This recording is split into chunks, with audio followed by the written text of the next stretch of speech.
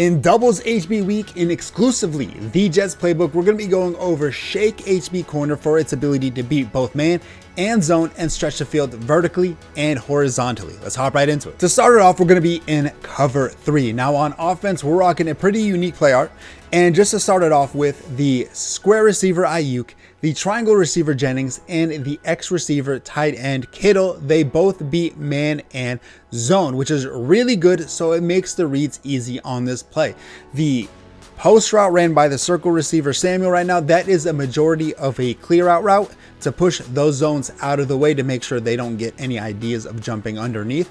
And the running back route ran by McCaffrey, the little corner route, is more of a zone beater rather than a man beater, and that's how I treat that as such. Now the reads on this play are super simple depending on what the defense does on their side of the field. If they're playing, like, for example, a stock cover 3 right now, like I have right here, George Kittle is going to be the #1 read on this play as he's going towards the flat. For example, right here, he goes like that. You just chuck it off to the sideline and you're able to get your easy, quick yards on this play.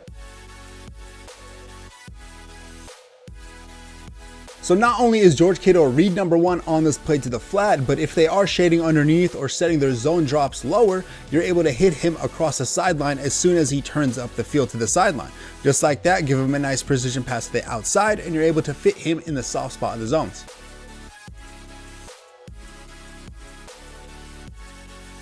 So Juwan Jennings, the triangle receiver, he's going to be read #2 on this play. But a lot of the time, for example, the user right here, they play in the middle of the field and they're going to take that route away. So what I'm going to advise you as the offensive user on this play is to consistently hit the tight end until the user has to take it away. So right now you've hit it, you hit it the flat, you hit it over the sideline multiple times, and now the user is going to try to take it away in himself. So right now I have manned up George Kittle, the tight end, and to signify the user on the defensive side taking away the wheel route. And when he does that, now is when you're going to start hitting Juwan Jennings over the middle of the field. So I'm going to call hike right here, and he kind of gets over the press, and then soon you're going to find a big hole in the middle of the field, and you kind of get a lead block by Ayuk as well, so you're able to turn small catches into chunk gains.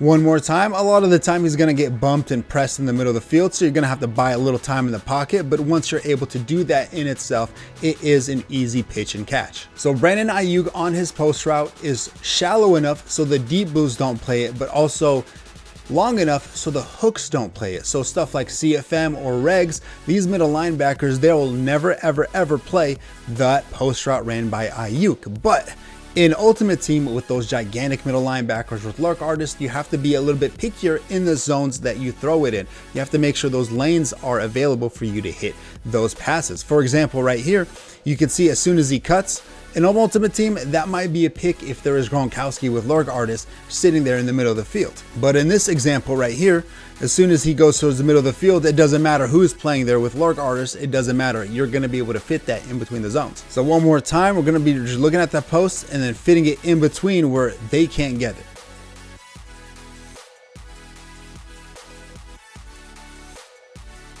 We hit the right side of the field with Kittle. We hit over the middle of the field with Jennings and Ayuk. Now let's go to the left side of the field by hitting McCaffrey on that corner. So we're going to call hike, and as soon as he cuts to the outside, we're going to give him a nice precision pass to the sideline and pick up our easy yards. Which you can do as well is you could put Ayuk on a streak if you really want to make sure that deep blue doesn't get in the way. So what you're going to do is, now that we put him on a streak, you can notice that there is nobody in vicinity in order to knock that ball out of the way, allowing you to actually rat catch that up the sideline. But of course, by doing that, you're completely taking away a read over the middle of the field, and I don't necessarily like doing that, so I'll kind of leave Ayuk on that post to give myself some other type of bailout. So one more time with Ayuk on that post, as soon as he cuts, just give him a precision pass to the outside, and you're picking up easy chunk yards. Because this is a dominant play. It's a frustrating play to go over, and I'm really excited to see you guys use it and give it their approval down in the comments down below. But other than that, hey, good luck everybody.